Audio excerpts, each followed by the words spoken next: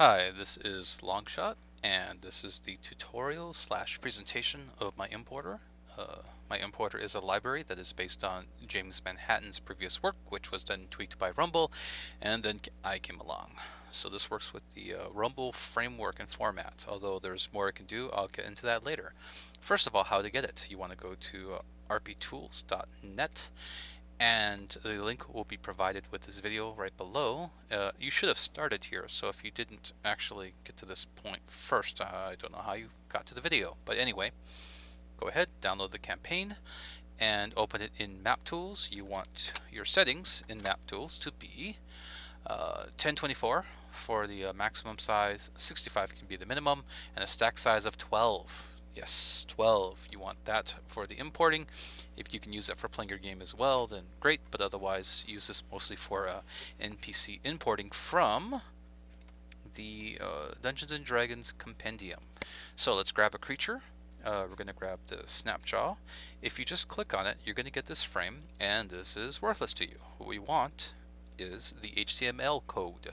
So right click on that, get new tab, and there it is. Right click on that, and we get the page source. There's the code. Control C will copy that code.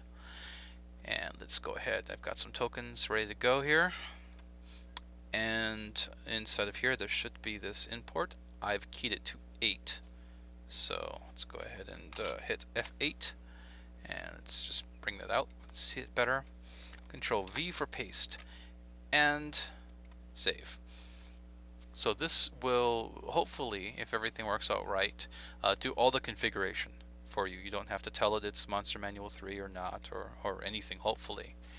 And as you can see, we have some output, and we have the creature configured. If all you needed to know was how to use the importer to get a token from DDI, then you're done. That was all you had to do. And that was part 1 completed. Part 2 is what this actually does. So for starters, you might have noticed that the chomper, which happens to have a pair of single quotes around the name, well, that's bad. That'll break Maptools. So those get pulled out. So as you can see, now he's safe again. In fact, let's just grab a little bit more of a complex creature and get more into what the importer will attempt to do. So grabbing the centaur, Control C, choosing him, F8, paste, save, and off that goes. And the reason I chose this creature was because there is in here a Storming Charge, which has a lot of stuff in it that it takes care of. This right here should be considered special text. The same kind of information in the same area might be viewed differently. This one would be pulled in as a trigger. Also, we do 2d10 plus 7 untyped damage, and we want to have an additional 2d6 lightning configured. We want the centaur to have a secondary attack as a separate power. We want it to not knock prone when the main power goes off, but we do want it to go off in the secondary attack. And lastly, we want the Fey Charger's next turn to be considered your next turn. And let's take a look and close that out. So let's just jump into the powers with my little powers quick key, and we're actually going to start up here at the Bastard Sword. The target is marked to the next Fey Charger's next turn, great, but look over here, plus 1d6 when charging. So when you use the Bastard Sword, you don't want 1d6 to be applied automatically. You only want it to be when charging, so this power was created. It is a separate power that the DM can choose to use if you had the creature charging at the time. So there's one bit of convenience for you there. Over here at the Storming Charge, we look under Special, and there's that information. Over here in the Thunder Hooves, we have it under Trigger, like we wanted, so that's hopefully helpful to you. If we go inside, we'll see that secondary attack information has been stripped out, and it has a little reminder there. If we look in the damage, we will find under splash damage, the 2d6 lightning has been configured. The range is 1 because the power's range is 1. If the attack range was 2, this would be 2. So moving on, whoops, did not mean to do that. that will be in the bloopers reel, which is also this tutorial. So there we are.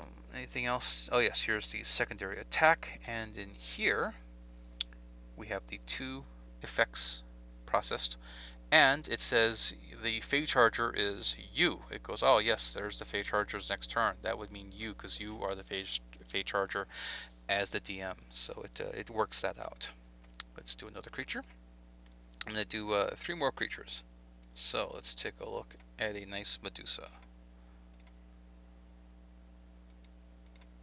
Right click, source, all C, and we don't need you anymore. And Medusa a go-go.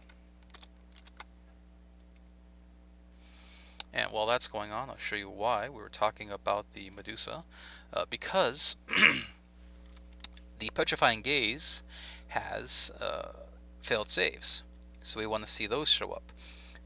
This also is a good example of how it ignores things. For example, blind creatures are immune. That means this power shouldn't blind anyone just because the word blind is there. It should realize that that's not meant to be an effect. If you notice, the target should be slowed save ends, but we do not want it to have immobilized, and we do not want it to have petrified. Also, these are basic attacks, because that's the basic symbol wrapped around the melee and ranged symbols. Let's jump on in. And so, first of all, there is the failed save. 1, 2, and the longbow has a secondary attack, so those are all separate powers. The longbow has an actual attack, 13 versus fortitude, whereas these are failed saves, so they should be auto hit. Let's pop on in, and let's just take a quick peek and make sure that we see auto hit. And yes, good. Also, immobilize goes with the first, so that's all that's there. The second should be petrified with no save, and we captured that.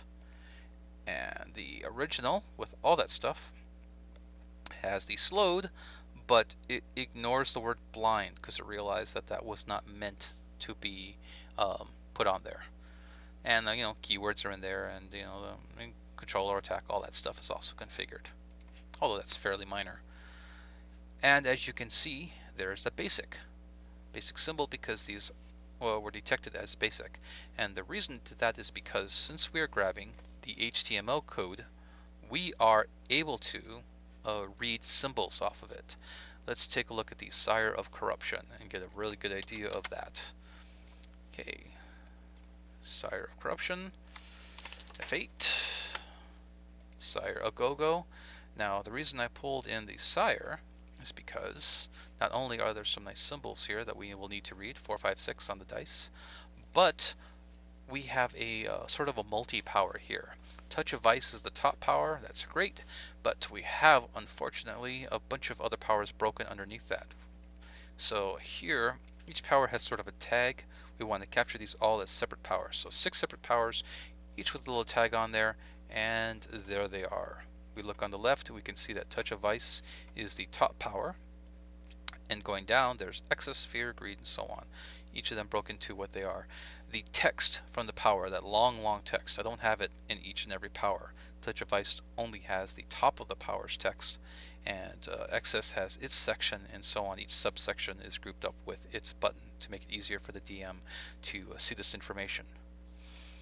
Another interesting point is this here, the character sheet. Actually, you know what? Let me just jump in real quick and go to Touch of Ice, Recharge, and there's 4, 5, 6, as mentioned.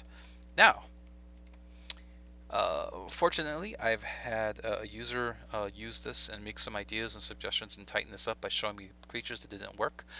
Daedalus or Diabolus, I'm not actually sure of the pronunciation, but the information that gets pulled in is now going to be saved to the token, and that's why we are now on version 2. If I hit character sheet, we will see the HTML code has been pulled in and presented here. The reason there are symbols is because I have an internet connection and these symbols resolve to what they're supposed to be image-wise. And oh, look at that, there's an aura. So this also becomes a power, lasting corruption. And there's the aura 5, lasting corruption. And the thing about these little stat sheets, these auto stat sheets, if you will, is, oops, trying not to do that. If I pick someone else and I get his stat sheet, I can see two at once, and the reason I can is because the stat sheets have different names. This one has the creature's name on the front of it and a different name for the different creature over here. Now, if you have problems with space, you're using only one monitor, space is a premium, whatever, you can use this character sheet button. So I select someone, I say character sheet, and the name is character sheet, which means that if I choose someone else and hit it, it'll write over it. It's writing over the same character sheet, and I can look at my creatures one at a time in a sort of convenient area, dedicated to looking at creatures. This is all the actual HTML code pulled directly in, so if I missed anything, you can double check here. And again, otherwise, it's a convenient place to go and look at the creature stat sheet. Oh, by the way, things like resistant poison, yep, that was pulled in and configured as well, along with their vision, and all this stuff is pretty much done. Action point, saving throw, it's all there. Let's do, who am I on? I think we're on the last one now. Yes. This creature here, I'll see. And bring you on in. F8, paste, save, and the reason I grabbed the Were-Rat is because it's a regenerating creature, and not only that, it's one of those creatures that's regeneration can be suspended. On top of that, it has combat damage, for combat advantage, excuse me. So let's go ahead and close this off, and this off, and there's his stat sheet, all resolved with the symbols. This new button has been added on. As you can see, because there is a little blurb in there about the regeneration and what cancels it, that gets added to this button. But much more useful is the fact that Rumble has a regeneration suspension configuration in this framework that I had no idea about until a little bit more recently. So I make a button to call on that. And as you can see, regeneration suspended, and also I've added a halo to that effect, so that if you have a bunch of these creatures running around and you hit some with silver and some with not, when you suspend them, it'll mark them in this way so that players can figure out who they've hit and who they've not. Otherwise it's pretty hard to keep track of. So it's also a toggle, so now regeneration has resumed and the halo is gone. So another little thing for convenience right there. But also, if you notice, it has combat advantage, and it deals 1d6 extra damage. Rumble does have built into his tokens. Oh, I didn't need that. Let's use this to get there. There, NPC combat advantage. It finds a section of the token where this lives, and it puts in that combat advantage damage. So, if this creature has combat advantage, it will automatically do the 1d6. Alright, so that's everything. Now that's part 2 done. Part 3 is, please send me any creatures that don't configure properly, because so far one person has given me feedback and it's moved me so far forward. It's very helpful. It would be really great to know about the list of creatures that had successfully imported. It would be nice for me to see how well this library is doing, but really important other creatures that don't work and why. That'd be really helpful to move things along. Alright, so thank you for watching this presentation. I hope this works for you. One last thing, if you are not using a Rumble or Rumble type framework, don't forget that this chat output here could always be copied and pasted into somebody else's importer for a different framework. It does most of the work for you, figuring all this stuff out. So you could just copy this and make it your own importer to get this information all figured out. The logic's all done. One word of warning. The Monster Manual 3 type of tags are different at this time from the non-Monster Manual 3. These are all nice and fielded and kind of well done. These are just sort of the tags that were used to separate all the information. So if somebody is really wanting to use this as a sort of intermediary importer, let me know, and then I'll work on getting these to be the same. Okay, so thank you for making this Rumble, this great framework. And if anyone uses Rumble-based tokens, hopefully this also suffices for you. This is Longshot, out. Good gaming.